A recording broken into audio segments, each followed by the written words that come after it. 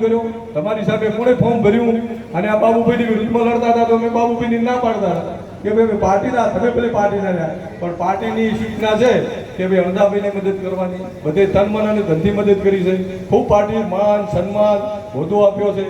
વાત રહી સમાજની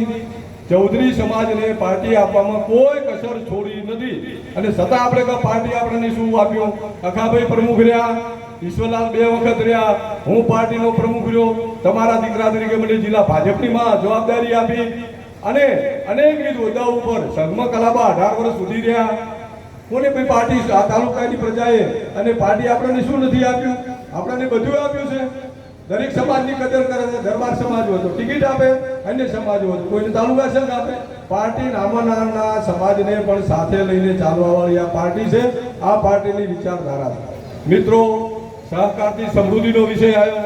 માનનીય અધ્યક્ષ સાહેબ શંકરભાઈ ચૌધરી સાહેબે સમગ્ર બનાસકાંઠા આખા ગુજરાતમાંથી 2 જિલ્લા લેવાના હતા હું આ તબક્કે જાહેરમાં એમનો આભાર માનું છું કે એમણે કીધું કે મારો બનાસકાંઠા લેવો પડે અને બનાસકાંઠાનો સહકારથી સમૃદ્ધિમાં આપણો સમાવેશ થયો અત્યારે કોમ્પ્યુટરાઇઝેશન ચાલે છે એમાં પણ પ્રથમ પસંદગી બનાસકાંઠાની 50,000 રૂપિયા સુધીની લોન અમારી થોડીક આર્થિક મર્યાદાઓ છે કારણ કે 2,000 કરોડનું ધિરાણ થાય છે એટલે પણ છતાં અમે પ્રથમ પસંદગી કોંગ્રેસને આપવાના છે માનનીય અધ્યક્ષ સાહેબે મને કીધું કે દયાલાલ આવી સરકારની કોઈ પણ યોજનાઓ આવે તો આપણા વતનમાં પહેલું તમારે ધ્યાન રાખવાનું આપણા તાલુકાનું પહેલું ધ્યાન રાખવાનું તો આવી બધી આપણી પાર્ટીની બધીની આપણા ઉપર આશીર્વાદ હોય અને એવા ટાઈમે આપણે બધા આટલા તમે વિશાળ સંખ્યામાં ભેગા થયા છો અને પાર્ટીના ભારતીય જનતા પાર્ટી પ્રેરિત આ પેનલ છે એને કોઈ પણ નાત જાતના ભેદભાવ સિવાય આપણા 1 થી 10 ખેડૂત પેનલો આપણા ઉમેદવારો અને 4 આપણા વેપારી પેનલોને આપણે જંગી બહુમતીથી જીતાડીએ બીજી એક મિત્ર વાત કરું 10 વોટ કરવાના છે બધા એજ્યુકેટેડ મોરચો તો હશે મોટા ભાગના પણ પેમ્ફલેટ સાથે લઈ જવાનું દરેકને પેમ્ફલેટ મળશે અને દરેક મિત્રોને વિનંતી કે આપણા ચેરમેન મંત્રી આપણા જે શુભેચ્છકો પ્રશંસકો છે એક મતદારને મળે અને જ્યારે મતદાન કરવા જાય તો 10ની આપણી પેનલનું આપણું બાજુમાં આપણું ડમી બેલેટ પેપર સાથે લઈ જાય અને હું બાપુને પણ હમણાં વિનંતી કરવાનો છું કે વધારે બૂથોની વ્યવસ્થા થાય અને સારી રીતે એકદમ સુખ શાંતિથી ધીરજથી મતદાન કરવાનું પાછળ લઈને આપણને એમ કે ભાઈ વિશ્વાસ કરતો નહીં કરવાની મોટામાં મોટો વિષય મતદાનનો છે એને ખૂબ ગંભીરતાપૂર્વક લેજો મતદાન આપણા પાસે વોટ હોય આપણા પાસે બધી વ્યવસ્થા હોય પણ યોગ્ય તમે તાલીમ નહીં આપી હોય ને તો ક્યાંક આપણે ભૂલા પડીશું તો આવું ના થાય એ પણ જોવાની વિનંતી ખૂબ મોટી સંખ્યામાં આવ્યા છો આપનો ફરી પણ આપણા કોંગ્રેસ તાલુકા વતી બનાસ બેંકના ચેરમેન વતી આપનું સૌનું હૃદયપૂર્વક ખૂબ સ્વાગત કરું છું અને ભવિષ્યમાં પણ જે બેંકમાંથી તમને લાભ મળવાના થાય એ પણ હું તમને જેટલા તમામ શક્ય કાયદાની મર્યાદામાં રહી અને જે બેંક તરફથી જે મળતું છે આપવાનો પ્રયત્ન કરીશ અને મિત્રો ચેરમેન થયા પછી આ એવા ઘણા બધા મારા મિત્રો બેઠા છે કે વર્ષોથી પાર્ટીમાં કામ કરતા હતા વર્ષોથી પણ એમની મંડળીઓને ધિરાણ નતા થતા મિત્રો એવા ભારતીય જનતા પાર્ટીના કાર્યકરને મેં માનનીય અધ્યક્ષ સાહેબની સૂચનાથી રૂબરૂ બોલીને અહીં ધિરાણ કર્યું છે કે મિત્રો તમારો અધિકાર છે તમે અહીં ધિરાણ લઈ લો તમે 0% આપણી કેન્દ્ર સરકારનો રાજ્ય સરકારનો આપણી ભાજપ સરકારનો જે લાભ છે તમે મેળવો મિત્રી આવો 1-2 મંડળી નહીં 34 મંડળીઓને ધિરાણ કરી હતી કેટલા 34 મંડળીઓને અને કીધું બોર્ડની મિટિંગમાં પણ ડંકાની ટોચ ઉપર કીધું હતું આ ભારતીય જનતા પાર્ટીના કાર્યકરો છે અને એમને હું બેંકમાં બેઠો છે ત્યાં સુધી અન્યાય નહીં થવા દઉં તમે વાતો પાર્ટીની કરો છો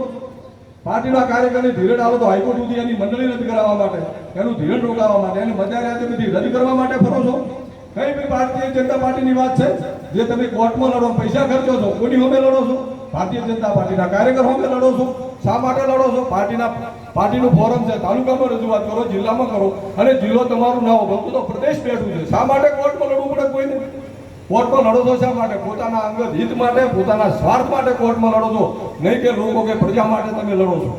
પ્રજા માટે લડતા હો તો તમારે કોર્ટમાં જવાની જરૂર નથી અને ભાઈ પ્રજા છે પાર્ટી છે તમને કદાચ 5 વર્ષ મેન્ડેટ ના આલ્યો તો આપણે ઘરે બેસવાનું ભાજપ પ્રેરિત પેનલની મદદ કરવાની અને તમે વાતો કરો પાર્ટીની હમણાં ઈશ્વરભાઈ દાખલો આપતા હતા આ તો હું 2000ની સીટ 8થી પૂછું બરોબર શા માટે પાર્ટી વિરોધી પ્રવૃત્તિઓ કરો છો અને એમ કહો કે પાર્ટી મને અન્યાય કરે છે, મારા ઉપર ખટારા ચાલે છે અને મારા ઉપર આક્ષેપ કરે છે, હું ફરી પણ તમને ચેલેન્જ કરું છું કે કોઈ પણ કાર્યકર આવે એનું બેગમાં અપમાન થાય, એનું માન સન્માન ના હચવાય તો સીધો મારો કોન્ટેક્ટ કરજો. હું ભારતીય જનતા પાર્ટીના કાર્યકર તરીકે મને જવાબદારી મળી છે. હું એવડો કોઈ મોટો નેતા નતો મને આ પાર્ટીએ જવાબદારી આપી હોય. તમે અડધી રાતે આવજો, તમારું કામ કરવા માટે તત્પર છું. અને કોઈ પણ હજી 0% બાકી રહી ગયો હોય સારો ખેડૂત કે વર્ષોથી ખેતી કરતો હોય અને એને લાભ ના મળ્યો હોય તો 15 સાલ પછી બેંકની આર્થિક મર્યાદામાં રહી તમે 100નું લિસ્ટ મૂકો તો નહીં થાય, પણ તમે એમ કહેશો કે આ 5 જણાને ખૂબ જરૂરિયાત છે અને આ ગરીબ ખેડૂતો છે તો એમને ધિરાણ આપવા માટે પણ જાહેરમાં તમને બધાની ખાતરી આપો. કોઈ પણ ભેદભાવ વગર આપણે ભારતીય જનતા પાર્ટીના છે, રાષ્ટ્રીય વિચારધારાને વરેલા છે, હિન્દુત્વને વરેલા છે, પણ એનો અર્થ એવો નથી કે કોઈ અન્ય પાર્ટીનો આવે તો એને દુઃખી કરો.